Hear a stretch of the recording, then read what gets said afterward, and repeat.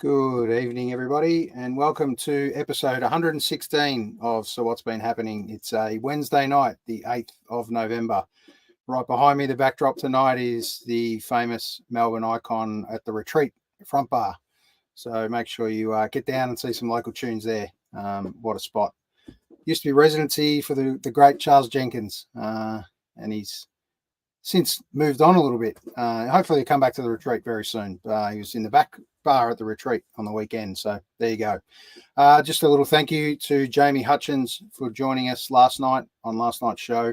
And tomorrow night's show, we've got Al Carr joining us. So from Castlemaine. So that'll be a great gig. But tonight, it's all about Mark Sinton. This is an exciting guy that I've met in the last couple of years.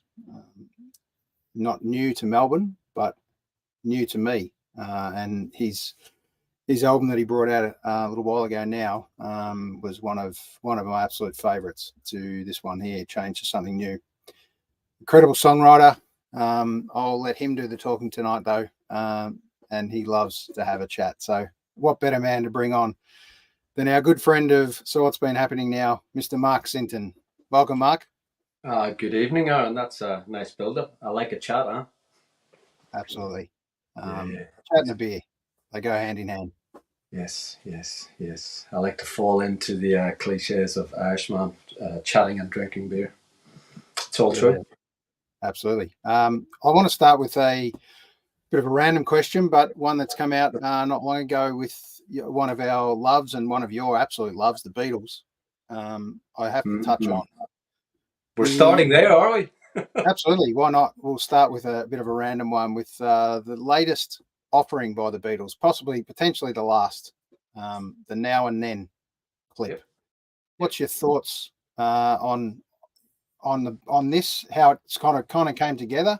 I think it's a bit of a magic story in itself, but kind of the clip and stuff that goes with it. What's your thoughts as a Beatles nut? Well, look, I mean, I love it. You know. I just feel so lucky to be alive in this era, you know. I mean, I was born when the Beatles split up, but they were really part of and have been part of my DNA since I've been a cub. And for them to release this song now as what I think it sounds contemporary to me, you know. I think it's a really beautiful full stop to the career of the Beatles. I think the little doco that was made was wonderful. When you heard Lennon's voice at the end, soloed. I mean, it was just, I defy any Beatles fan not to sort of get emotional at that moment. And I really, really like the song. Needless to say, it's going to be compared in some ways to their whole oeuvre. And I'm almost thinking that's not what it's about. You know, it's about just the end to an unprecedented story. So I'm a fan. Yeah, beautiful. How can you not be? But what an impact obviously the Beatles had in such a small time. Is there any other band that you can come across or that you know of that? Obviously, there's the Beatles and then there's Daylight generally to anyone else. But can you think of anyone else that's kind of had almost anywhere near that kind of impact in such a short period? Hendrix kind of springs to mind as me, but is there anyone else you kind of think of? I think Hendrix is a really good shout because he had a very, very small window of and he influenced. I mean, his influence is just continued through all those great guitarists. I think Pink Floyd had a really big influence. I know we're going back to harking about the older music here. I think you'd have to put Pink Floyd somewhere in that category, particularly the Syd Barrett period as well, you know. I think that's massively influential. I know if people come to Pink Floyd, they think maybe Dark Side of the Moon, etc., with Dave Gilmour just doing his thing. But, you know, the Syd Barrett stuff's pretty amazing, you know, and I think that's really influential. You know, the list goes on. You know, you could talk about the Stones, but for me, no, definitely not. And it's not a Beatles versus Stones thing. I just don't think they're... Oh, apart from that little period, you know, that trifecta of albums, I think was really influential. But they had that was a longer period, right? Yeah. So I'm going to say maybe Floyd, you know, even Pink Floyd right up to pre-Dark Side of the Moon, maybe. Yeah, absolutely. You know? Nick Drake. If you look retrospectively, Nick Drake put out 3 records. and he's been rediscovered, particularly with the next generation of musicians past us. You know, they've really embraced Nick Drake. But you're right, there's daylight. The Beatles in daylight, you know? Yeah. In my opinion.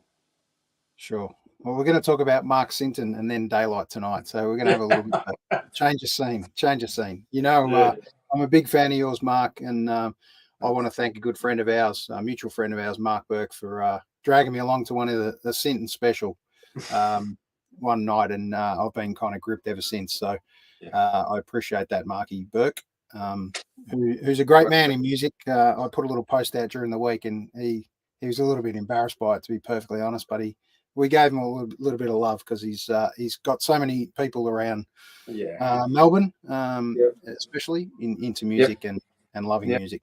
Absolutely, and he's a very modest man. You know, he doesn't big himself up, and he's got a very odd sense of humor, which I quite like.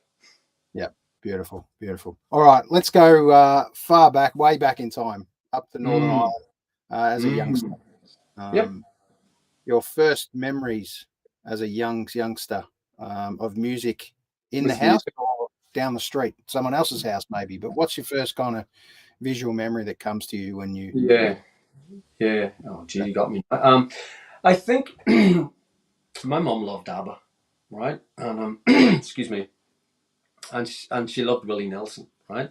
So Willie Nelson and ABBA, they were the two that probably were just sort of omnipresent when I was a kid, particularly ABBA.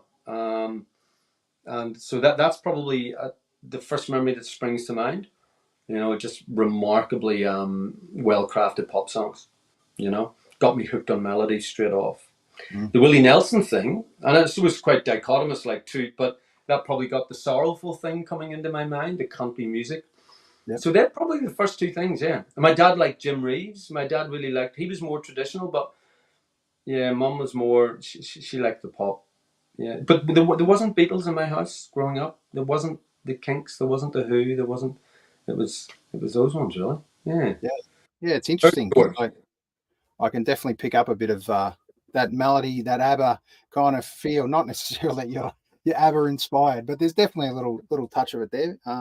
Melody's God. Yeah. And music for you, kind of as a youngster growing up, was it a music family or a music community? Obviously, the Irish roots goes insane with music and down at the pub. But what kind of was it for you in your area? Look, I think when I become really aware of music was probably around 11 or 12, where I become obsessed with music. And I grew up. You're right about the Irish thing, both north. I'm from the north of Ireland, and you know, music is part of our DNA. It just absolutely is part of our DNA. I have my cousin is musical, is a musician, a very talented musician, Peter Baxter, singer songwriter. But in terms of our mums and dads, they didn't really play music much. There weren't instruments in the house. My aunt had an organ knocking around. I think she used to be the church organist.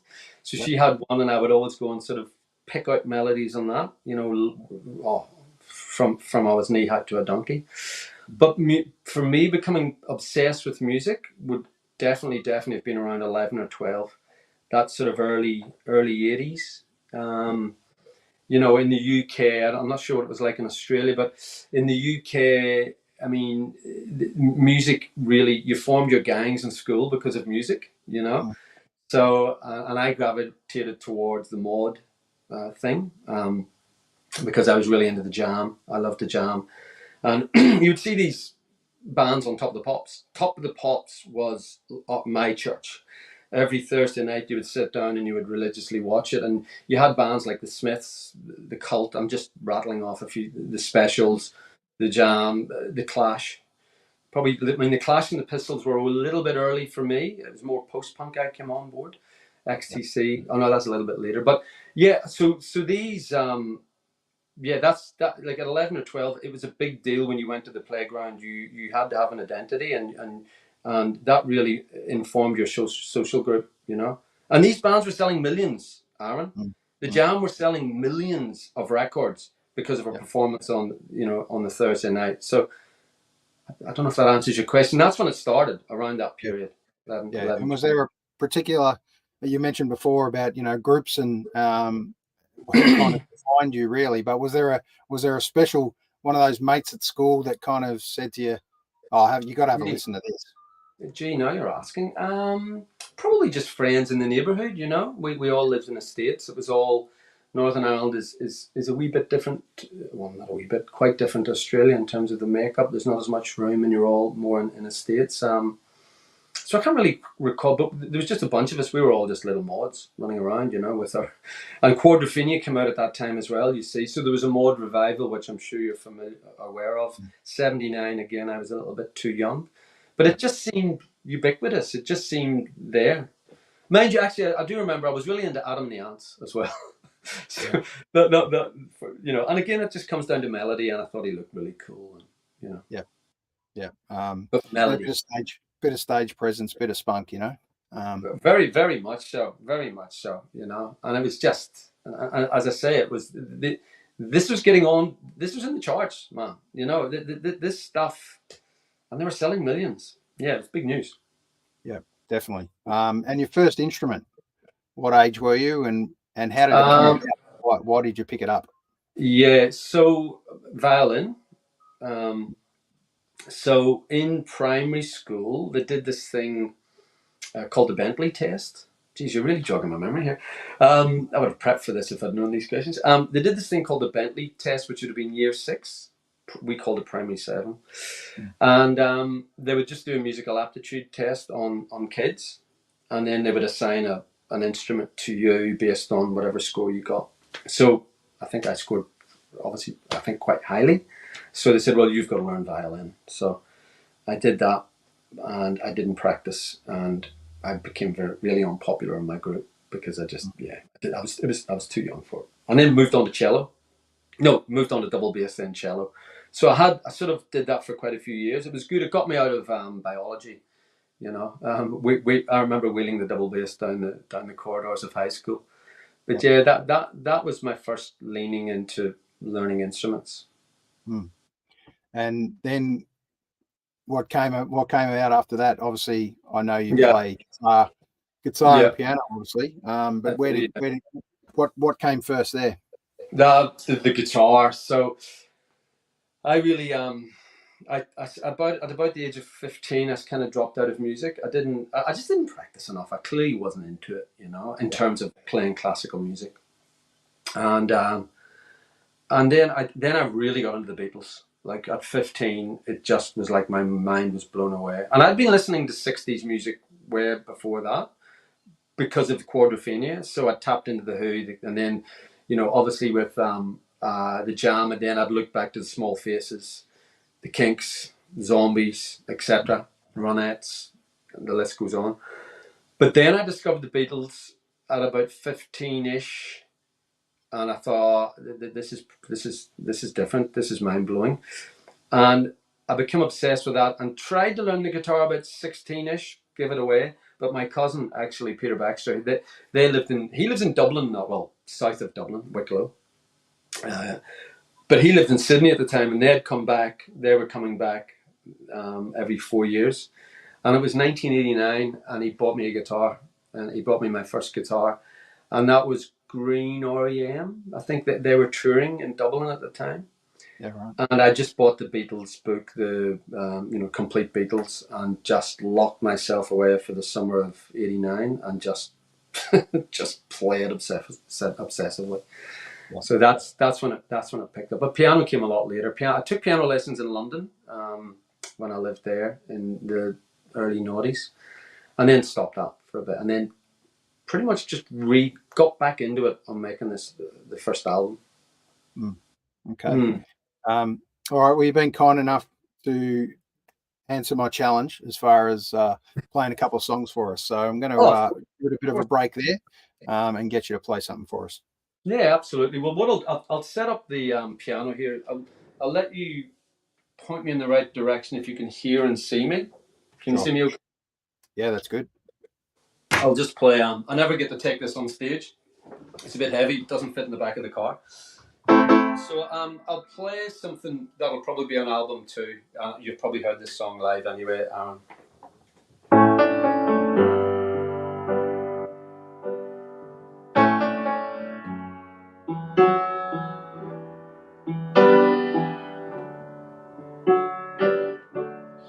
Do you hear the noise? Can you feel the heat beneath and within you? The needle let it out. The needle made you cry. I know, man, I've been there. We fall like it's a sport, just winning and losing. Perhaps we need more time to learn there's not much time. The shadows of the heartlands revealing. The heartlands revealing. Listen to the words and just let go. So listen to my soul. Take the easy road for once, man. She'll be there. Dance when there's no sound. Feel it in your soul. You'll see her. She's waiting. Fall like it's a sport. You tell me you're losing. The static in the line played out a melody. In the heartlands revealing. The heartlands revealing. Listen to the words and just let go.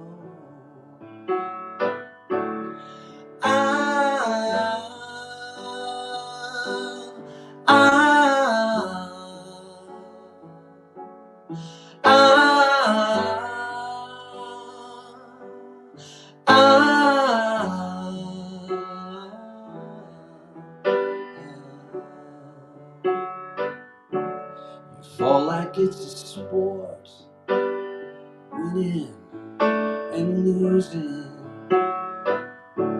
Perhaps we need more time to learn there's not much time.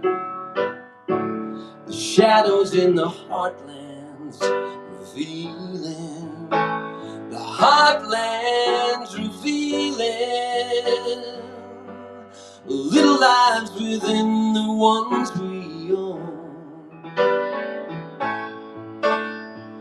Revealing, speaking, heartlands adrifting. Listen to the words and just let go.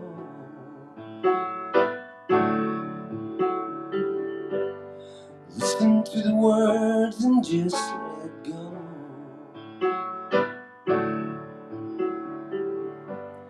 Listen to the words and just let go.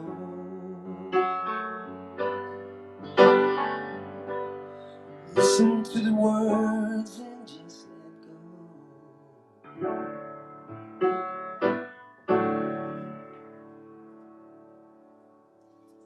Magic, mate.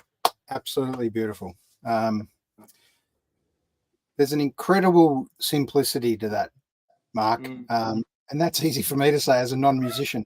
But it just comes across, it just transports me to another place. That's good to hear. It's a beautiful song, man. It's just, I can picture multiple harmonies in it if they were there that come in during those chorus parts. But just tell me a little bit about that songwriting process for you. How does it work, or how did it work in particular for Heartland? It would have been good if I'd remembered the lyrics properly as well, but this is absolutely live. Absolutely. Yep. So I kind of stuff up the second verse, but that's how I roll, so apologies, listeners. So Heartlands, a very good friend of mine, he's in the music industry, and he was just having a really hard time, and he'd just been explaining to me how he'd had acupuncture, funny enough. And that's what I should have sung. I should have sung this line, right? If you let me correct myself. The needle let it out. The needle made you cry. I know, man. I've been there. That's Wow. the lyric I should have. But hey, it's a workshop, But so the needle. So he told me that when he got the acupuncture, he just started really crying, and he'd obviously been holding up a lot of stuff. He'd been going through a difficult time with family. And he's a very, very old friend of mine. I just embraced him and said, man, just hang in there. It's all good, And listen, like the heartlands. So listen to your heart, and the heartlands are calling. So, and the thing is, Aaron, a lot of songwriting, particularly if you're an introspective singer-songwriter, it's all about, me writing songs is essentially how I work out my life, So I had a lot of empathy with my friend, and we had a coffee, and I came back and literally wrote it in 10 minutes. That doesn't always happen. Did that answer your question? Oh, absolutely. I mean, there's a bit of a sense of magic with that, and it did come quickly. Some songs may take forever and may never ever feel finished. Potentially hit the cutting room floor because of that, because they just don't feel right. They don't feel now, but there's some beautiful lines. There's some beautiful lines, beautiful lyrics in that. Thanks, Aaron. And personally, I'm biased, and I'd love to always pump your tires up on this show, but I mean that album is an absolute ripper, honestly. There's so much magic on it, and everyone I know that's ever heard it or touched it definitely says the same thing. So it's congratulations to you, mate. Yeah, making change to something new.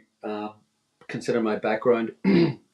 I remember when pre mixes, or I just got the early mixes, and it was just at the back of lockdown, and I was sitting in the studio and I was just playing it to another old friend, and she just said, "You've arrived, Mark." For me, after being in the industry 25 years or playing music, she just said simply, "You've arrived." Now, I knew what she meant by that. I'm still this unknown singer-songwriter in Melbourne that, on a good day gets 50 or 60 people along the show, which I'm extremely grateful for.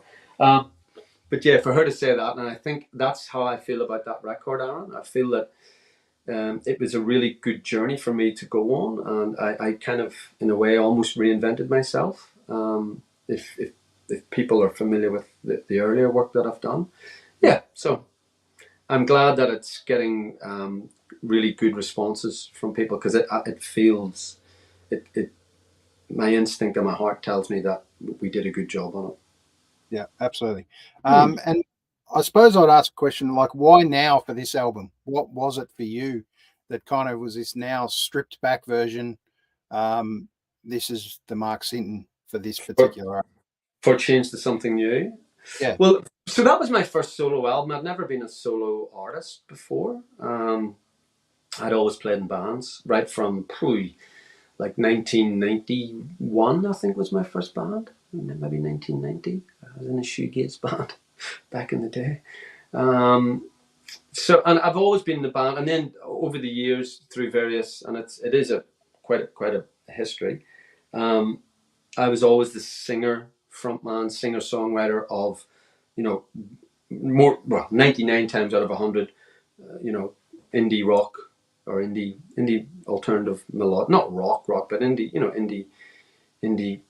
rockish bands, 2 guitars, bass, me singing.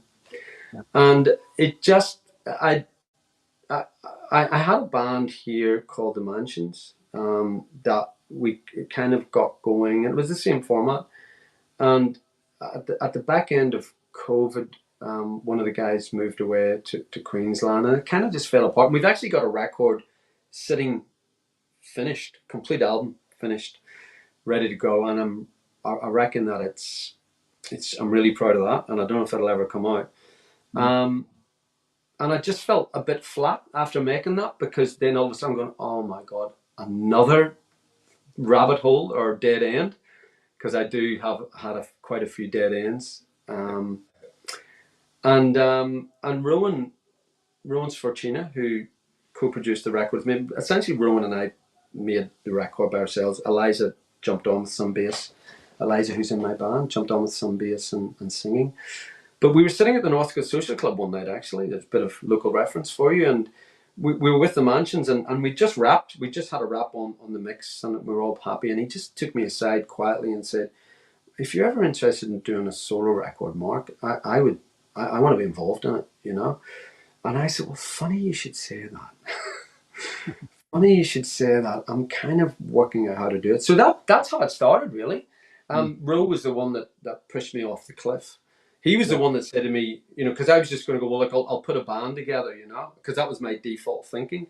He said, nah. I said, oh, I'm not good enough on the piano. I've got to get it. No, you're playing piano. In fact, you and I are going to play everything. We're going to try and make this sound like it's a bunch of session musicians from the 70s that it sounds. I went, what? Are you on drugs? He went, nope, we're going to do it. Yeah. So that's kind of how it started. Does that make sense? Yeah, absolutely. So you felt like you kind of needed a bit of a push, or was it just the right timing for now? I'd always played. Look, I'd always been in bands where I guess you'd call it like a benign dictatorship. I was the singer, I was the songwriter. You know, I feel like the band leader, and I just I just got a little bit tired of maybe me formulating excuses in my mind why things weren't working out.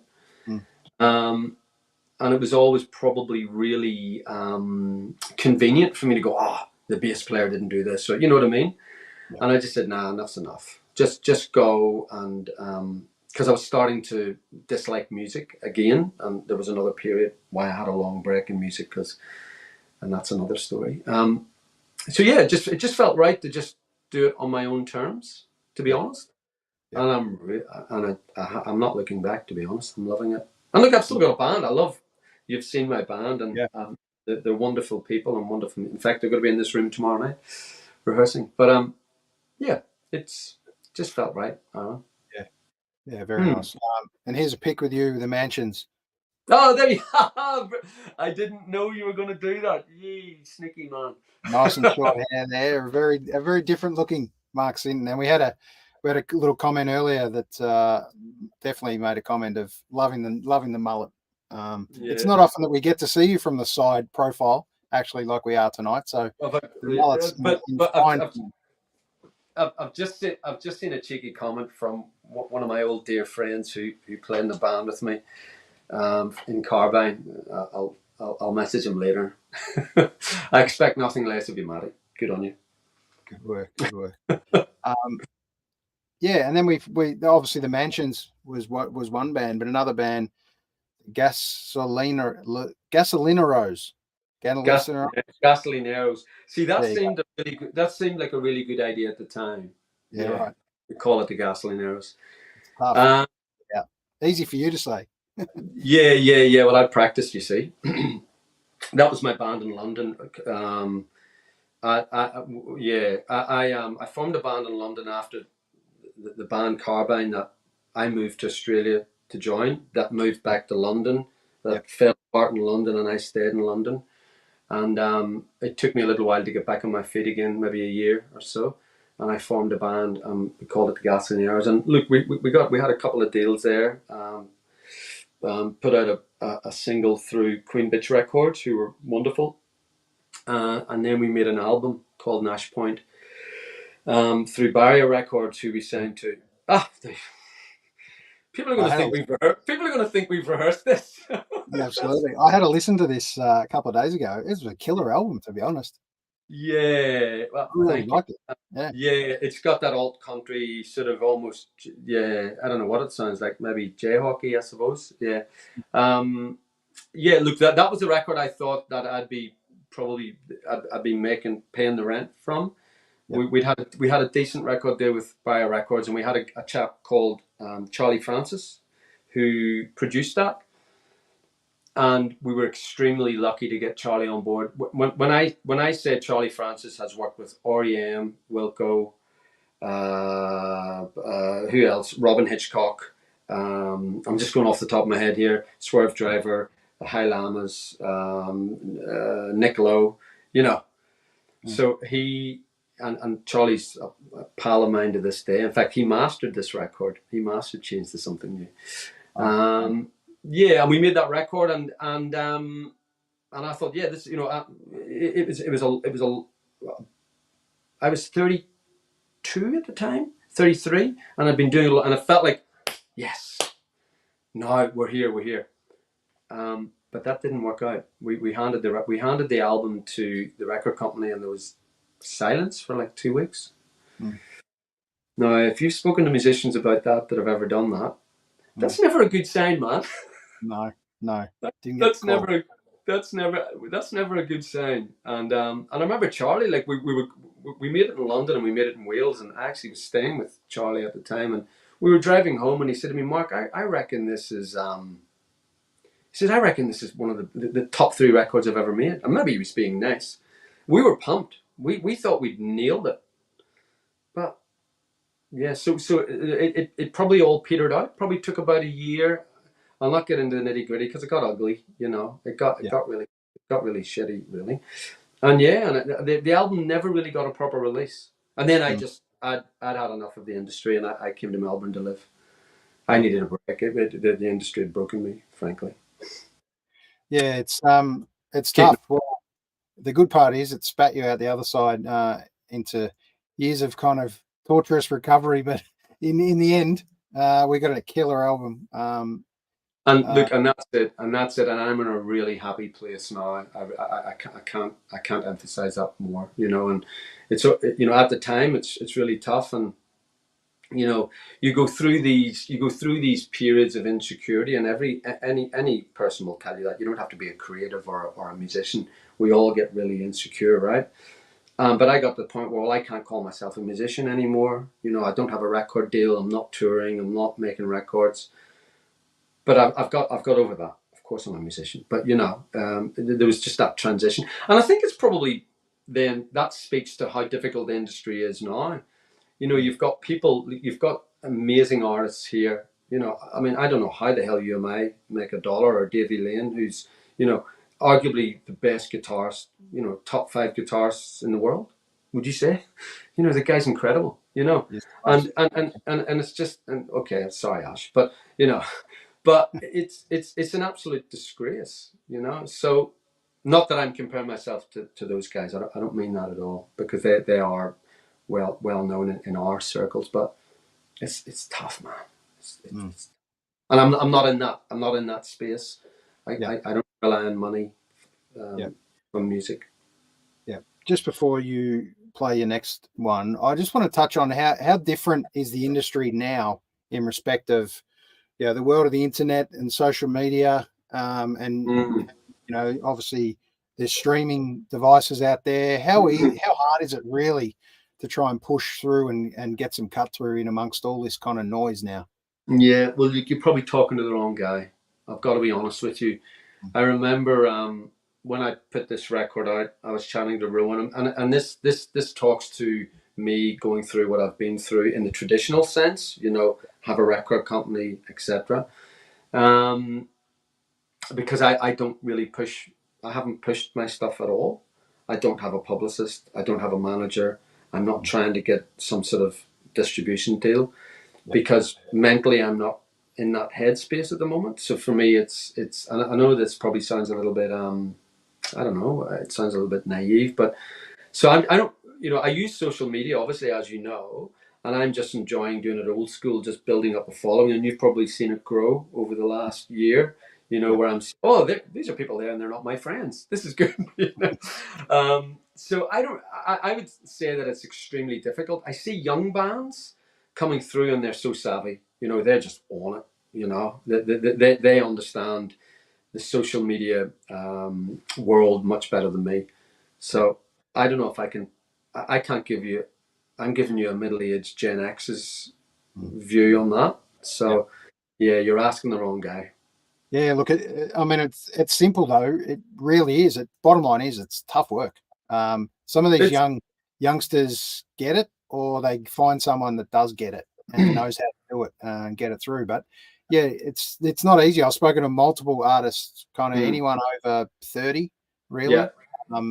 It's kind of, some of them have kind of pushed it out to someone else to handle. Other ones trying to do it themselves. A lot of the time you find they're doing this as a second gig. This is the fun part. And if it sells a record, they're wrapped. If it doesn't, they got to do what they want to do anyway. So, but if you really want to do it and be it for full time, it's a tough wide world out there. Well, I think you have to have different strings to your bow, and I guess to go back to the Davy Lane reference, you know what he's doing with those incredible musicians. He's sort of like, you know, with Wolfie and Dan Middleton and Cram and stuff. They're doing the Beatles thing, they're doing the Neil Young thing, etc. And I think, are they doing a Floyd thing? I don't know. You know, and that's obviously because they're using their talent tastefully to make a living. And why the hell shouldn't they? You know, that wouldn't have been something that we would have considered back in the day. No way. You know, I mean, you look at someone like Pete Farnan, who is just a remarkable talent, who's obviously in Boom Crash Opera and still is. And we were joking, like we were texting each other. He was in Wollongong going back from the Boom Crash Opera show when I was at the Klinger show. And I said, oh, they're playing, you know, the boys have been playing one of your songs. And he was going, yeah, he's that's his paying gig, you know. But you've seen him play a solo. Yeah. His solo records and his solo material it's just incredible. Yeah. But he's getting, you know, a handful of people to shows. And he said to me, there is no, what did he say? There's no sort of upsell from the Boom Crash Opera crowd, which they were huge. Yeah, they just don't go to his solo shows. You know, why not? Yeah, it's interesting. That blew me away. Actually, I was really surprised by that. Yeah, and I missed him at your gig at the Merry Creek. We went off to check out Carl Kelly, who we absolutely love, up the road at Shopkickers. Came back, and Gary Oxley, another one of our good friends, said, "Mate, Peter Farnan just blew my mind." It's not often that happens, and I know you mentioned it's absolutely worth hanging around for, and it will blow your mind. So a couple of weeks later, we saw him up on a Saturday afternoon up at Shotkickers, and honestly, my mind was blown, and it was literally 20 people, and there's some of those magical gigs that you think, this just needs to see the rest of the world. It's such an experiment for Peter. But he's got incredible talent there on stage, and what a songwriter, and just what he does that blew my mind, absolutely. Oh, me too. So, but that's how many gigs do we go to locally? We're so lucky in Melbourne that literally you can go to a gig any night of the week, and you're not going to see duffers. You're going to see amazing musicians. Yep. And how many of those shows would you go, why aren't people listening to this? It's just not the way it is. You know what I mean? Music isn't like when I talked about, you know, when I was 11 and 12, music was everything. The Jam were selling millions of records because we watched them on a Thursday night at Top of the Pops. That form's just not there. It's just simply not there. You know, and the pub scene, it just doesn't seem to be there either in the way it would have been back in the day without all the other distractions from the kids. You know, my kids, like my daughters won't go and see gigs. My son might. He's into his music. But, you know, there's always going to be a scene there, and the music will find its way somehow. You know, the music always finds its way out. Yeah. All right. Speaking of finding its way, it's time for an Do you want me to play? Well, look, I've got this microphone. We're just doing it. We're just setting this up. Hang on a sec. Hang on. Let's see. Well, I thought I better change to something new. Maybe play the song, the lead track off the album that you've been talking about, and you've been very kind about. Okay. Can you hear me? Okay. Absolutely.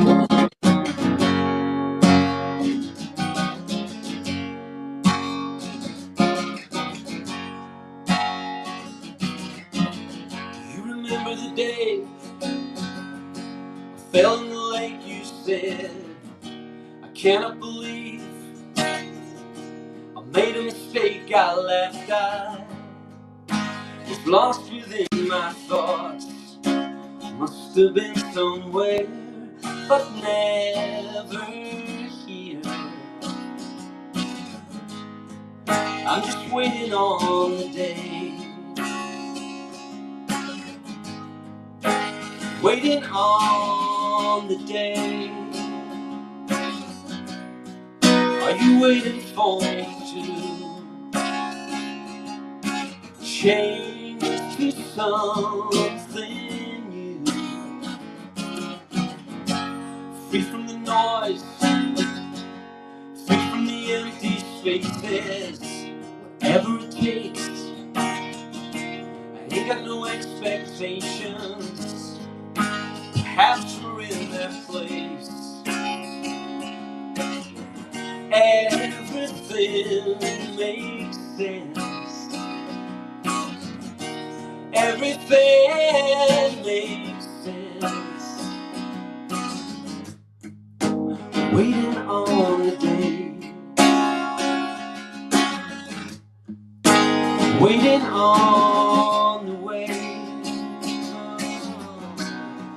Are you waiting for me to bring you something new?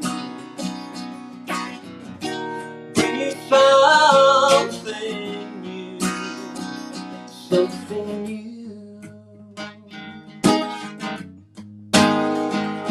something new, something new,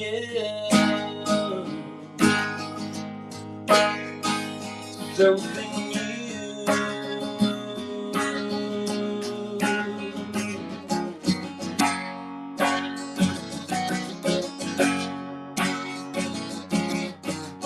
Are we here to walk, breaking through the next exaltation? I think it's time to sit still. Being slow's the one solution. It's time to hit the brakes. Close your eyes and stop.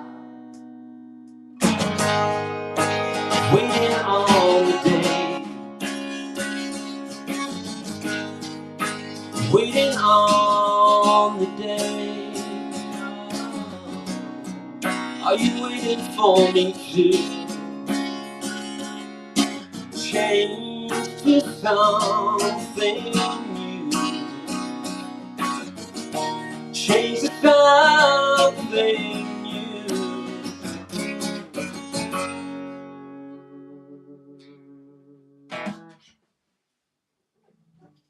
Yes, beautiful. Again, I'm cheering on behalf of everyone Thanks, that's on man. board. Thank you, I fella. should really have a big crowd track, but it's not going to happen. So That's okay. That happens at the next show. correct.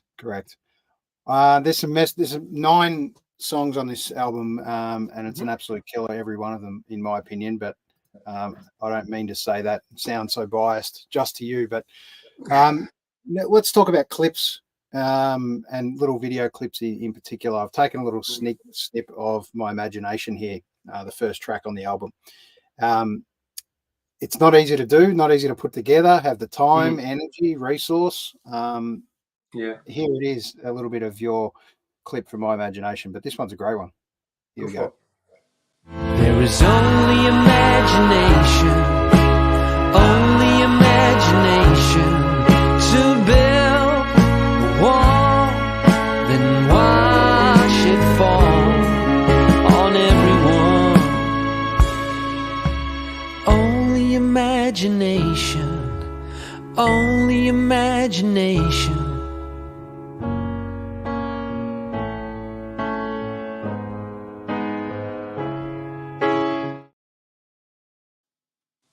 That doesn't spark a little memory of everyone just head back to their childhood or any little vintage footage of kids playing around or in the park at your nana's house or wherever.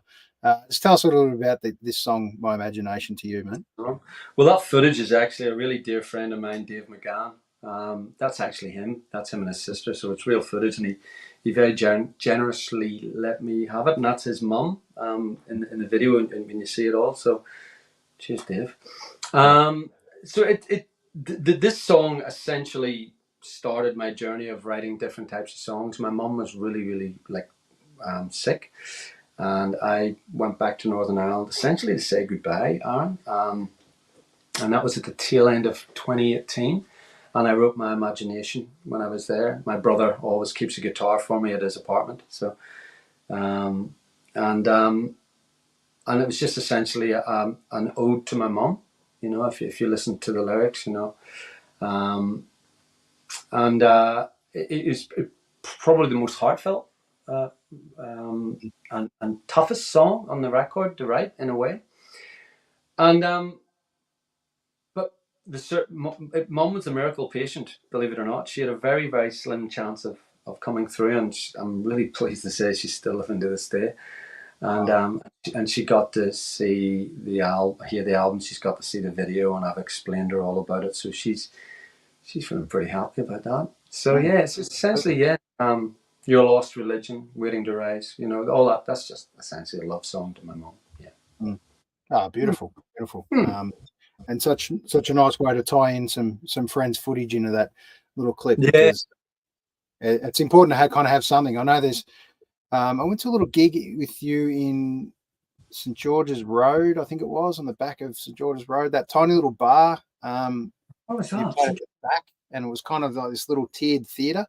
Long Play. Yeah, Long Play. That's it. That was it. Got a photo. I have to thank Angie Jones for this photo. Yeah. This was the gig, I think. That was the one, man. That was a lot. Jeez, that was very self-indulgent of me to do that gig. It was essentially just me chronicling my career. Yeah, that was about an hour and a half, that show.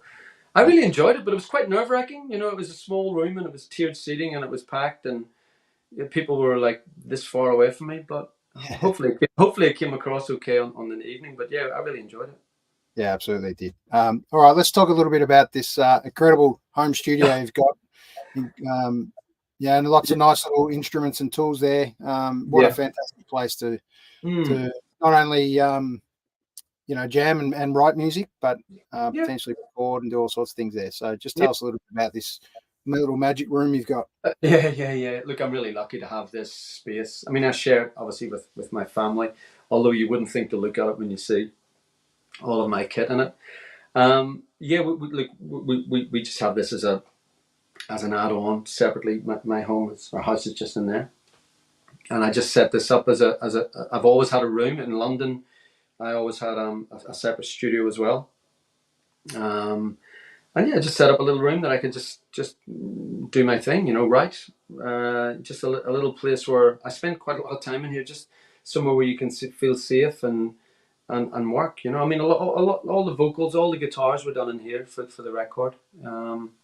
So I don't know if you can you can't quite see, but look, my little vocal setup there. So, you know, you really you're working in a really comfortable environment. Yeah, so that's really it, really, and just my collection of guitars. Yeah. For a singer, I've got an awful lot of guitars, man. That's right. Is there an absolute favourite that you love to play?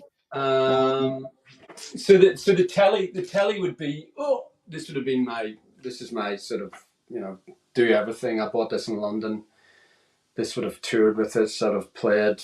I don't think this is on the solo record, but it was on every other record. I like this one.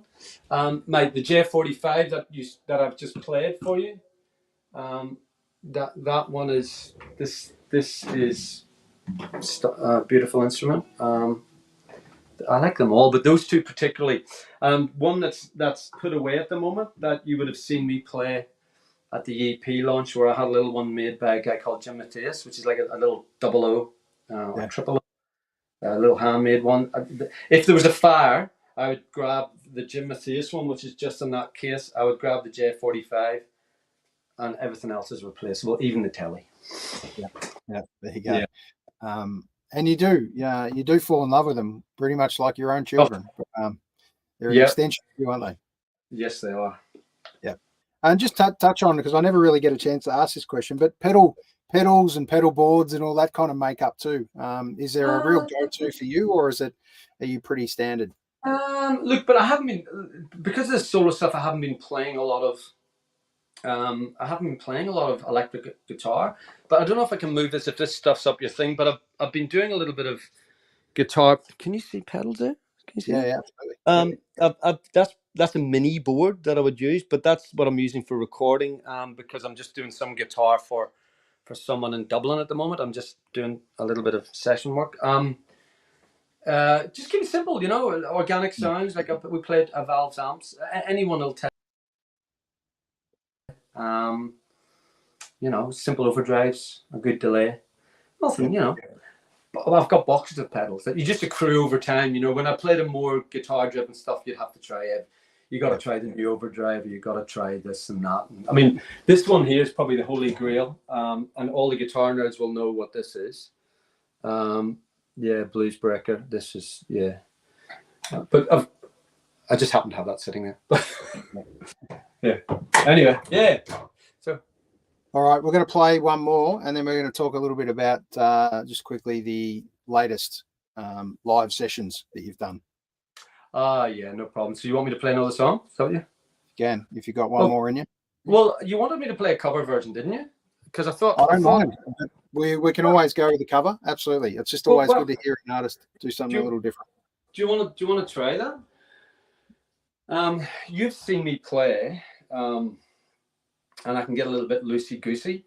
So I figured, because when you said to me, "Would you like to play a cover?" and I've got books, of course, but I thought I would try learn this afternoon. Wow! So I've still got the lyrics. So this was released last week by quite a popular band. So if it's a bit loosey goosey, you can forgive me, okay? But we'll see how we go, right? Perfect.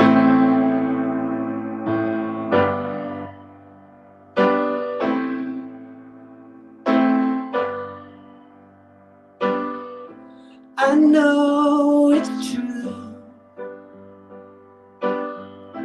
It's all because of you. And if I make it through, it's all because of you.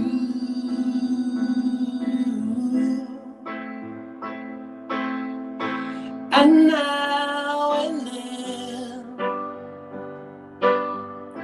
if we must start again, well, will we know for sure that I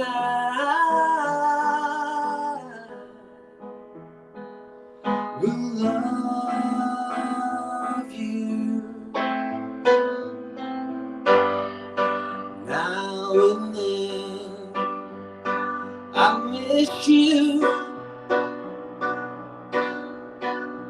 Oh, now and then, I want to be there for me, always to return to me. I know it's true. It's all because of you. And if you go away, I know they'll never stay.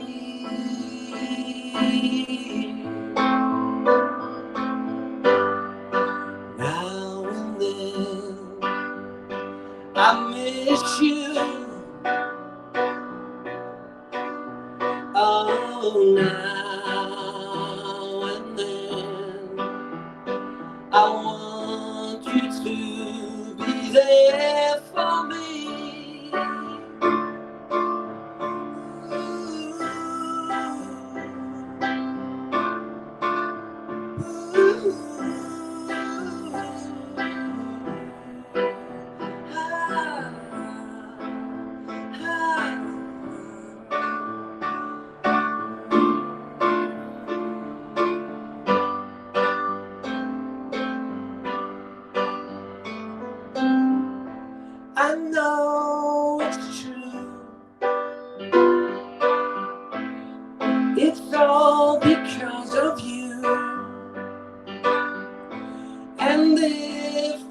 make it through, it's all because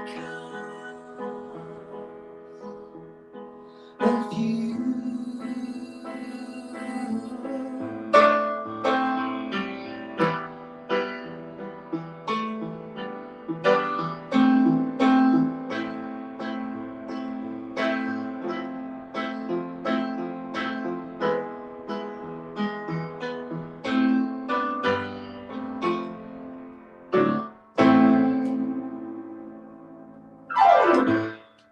Wow, that was awesome. That was awesome. Probably never been covered as yet, or probably every Beatles.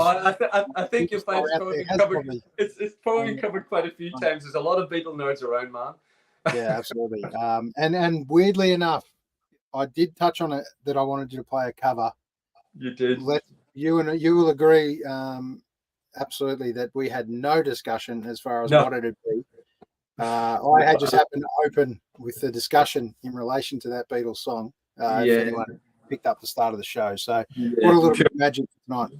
Yeah, absolute little bit of synergy there. I had no idea you were going to talk about the Beatles.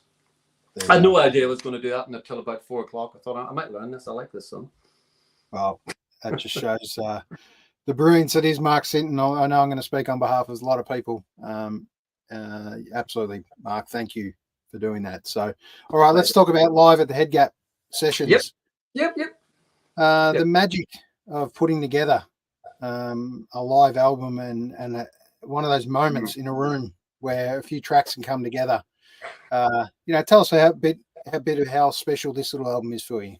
A little mini album, I guess, or an EP, whatever you want to call it, 5 tracks. I actually recorded that about a year ago, and we'd finished Change to Something New, and I've been writing a bunch of new material, and I've been playing an open G. I'll get a little bit nerdy, but Everything Is Always You, which I think is a final track in Change to Something New. That's an open G, right? Like a tuning in a guitar. And I'd set up and I'd just been listening to a lot of Joni Mitchell, and I just was starting to play around with tunings, and I just wrote 3 of the songs on that EP in open G, and I thought, I'm not quite sure if this is going to fit where I want album 2, proper to go, in terms of, when I say proper, I mean, more produced, if you like. And I went in, I said to Rowan, look, I want to come in and just do some solo stuff, maybe to almost, because I'm always writing, Aaron, and sometimes you can get a little bit inundated with the amount of songs, and that's not like a humble brag. I don't mean it like that at all. I mean, like, you just go, wow, where are these going to fit? And I think what I'm learning these days is when you're making a record, it's a really good idea to almost set a brief up. You know what I mean? Rather than just put a bunch of songs together, you curate the album before you. And I know a lot of people do that, but so anyway, I said to Ro, let's record these. I'm not just guitar, me, voice. And he said, okay, well then we're just going to go old school. We're going to go live to tape. I'm going to get the $15,000 microphone, the Neumann, and we're just going to do you live to tape. So you better practice. Yeah, Rowan always has that great knack of pushing me. So that's what we did, and we took 2 days and we mixed it there on the desk, but I sat on it for ages because I was going, is this going to confuse people? What should I do? And he just said, just put it out, man. Just put it out. Yeah. And it was good because in the meantime, I've sort of set a framework for what album 2 is going to be. Yeah, so that was it, really. Play live. I think did like 3 takes of each and picked the best one. Yeah, well, thank you to Rowan for pushing you to put this together because, mate, I love it. I absolutely love it, live album. And when they're done, and with that magic that's in the room, the chemistry. I don't know. Did you get any video footage or anything from that? No, and that's something that I regret. I think. And I think this talks to probably me not wanting to put too much emphasis on a lot of this stuff because it's self-preservation. I get anxious. I have anxiety, and like many people in this modern age, and you sort of manage that, your mental health a little bit by going, I don't want to put too much pressure on. However, I'm definitely going to look into when we do the sessions for album 2 that we must get a lot of that video, get a lot of that recorded. I think, and there'll be less pressure because there'll be a longer period, and I think I think I was just crapping myself because I knew I had to get through it. I didn't want to stuff up Rose time, and I really Rowan's been a wonderful collaborator, but I really do my best not to let him down, if that makes sense. And I must say that when we did that EP launch where I played and then Pete played and then we played with the band, that opening set, I was absolutely shitting bricks, if you forgive my language, because I knew that was the hard bit, really hard bit to do, Well, for some people it's not, but for me, I got nervous. Sure. Well, there's some great tracks on it. There's five special ones, but right from Back on the Plains to Mainlands. The other side, Weep for Our Daughter. Far out. What a song. Weep for Our Daughter. Thank you. Yeah, that's one of my favorites. And finishing off with Light in the Dark. Incredible. So that leads us to big shoes to fill, Mr. Mark Sinton, in album number 2 that you're going to push out. I would say so. Look, I'll probably we were actually hoping to do a little bit of pre-production this month, but I just ran out of time because I got COVID and it sort of knocked me around for about 3 weeks. Got COVID at someone's gig. Well,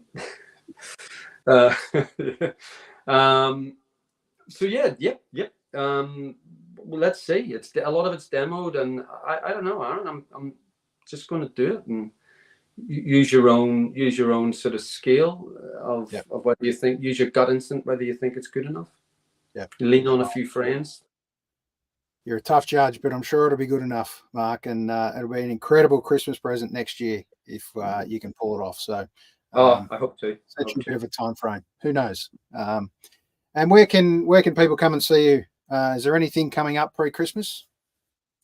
Yes, we've got one more show. I've deliberately kept it lean because I wanted to maybe spend a little time doing some pre-production towards the end of the year. The band are doing 2 sets at the 5 to 7 slot at the Union on the 25th, November the 25th, which I think is a Saturday, if I've got that right.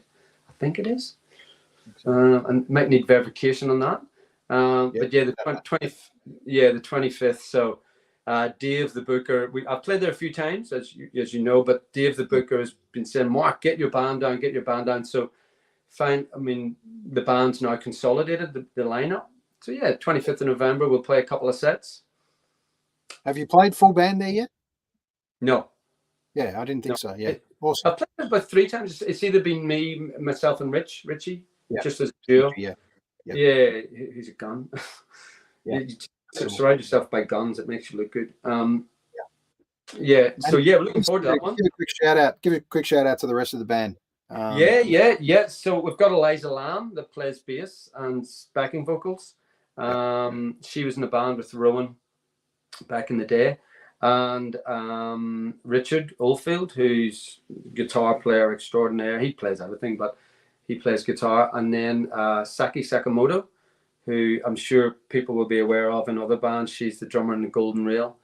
And she's come across, so which is great. Bloody fantastic. Yeah, really, really wonderful people to spend time with, more importantly. Give you some wings to sit behind you, mate, and propel you forward. So that's exciting times. We're going to finish it there, Mark. I know we can talk for easily another hour, but what I'd like to do is invite you back in another 12 months' time, or whenever you feel like you want to jump on and talk about anything to do with music or anything coming up. So thanks for spending. We did end up clicking over an hour, mate. So it'll do. Yeah, I told you that would happen. Absolutely. So once again, thanks, Mark, for spending your time with us on a Wednesday night. Thank you for having me. I really appreciate it. Thanks for giving me a forum to sort of show off a little bit. Anytime. No problem. Thanks, Mark. Cheers. See you soon. Cheers, fella. Thank you. How awesome to have Mark Sinton with us. Incredible couple of songs there. And wow, who would have thought the latest and greatest final song from the Beatles, possibly. Who knows? And Mark did it true justice for sure, as many people will attest to. So I just want to give a quick plug to a couple of gigs coming up before we finish up. tonight, actually. If you might, if you're in a hurry, you might be able to race down to the Gem and check out the Deary, who's doing a gig at the Gem tonight. Free gig, mind you. But don't forget Lollapalooza, the big festival for the Lully Tavern, is on this week, headlined by the Murlocs and Coffin, Full Flower Moon Band from Brisbane, who are incredible. Enola, Split System, and the list goes on. But we mustn't forget one of our favourites who came on the show a couple of weeks ago, Emily South, who with her new, not new lineup, but she just released a new album. So make sure you go and check that one out. And Sunday the 12th, Recovery Mode, we're going to call it, for Small Town Romance, live at the Gem, and Luke Sinclair's set is going to open for them. So that'll be a nice way to finish off a Sunday after a big Melbourne Cup weekend. So there you go. Tomorrow night, we're going to catch up with Al Carr. This will be great. I can't wait to do this. Castlemaine's own Al Carr. And if you haven't heard of Al Carr, you're going to know him by the end of this set. So look forward to having a chat tomorrow night. Thank you to everyone that's joined us on this show. There's been so many guests. I need to update this list, but there's a little brief list of who we've had on it. 116 shows now. So we're rolling along. We've saved number 100. So I'm interested in some ideas for where we're going to do and what we're going to do for our 100th show that we can just slot in there at some stage. So got a couple of ideas. Beatles have been mentioned. Stones have been mentioned. But I'm open to other ideas. We did a Tom Petty cover night once where we invited 4 different artists on and they all played their favourite Petty song. So we may do something similar, potentially with the Beatles or the Stones. So I'll take some recommendations and then we'll look at where we can do it. So don't worry, John, Mr. John Baxter, you can come back and check this out. This recording will stay on the big wide world, and appreciate everyone jumping on and having a listen.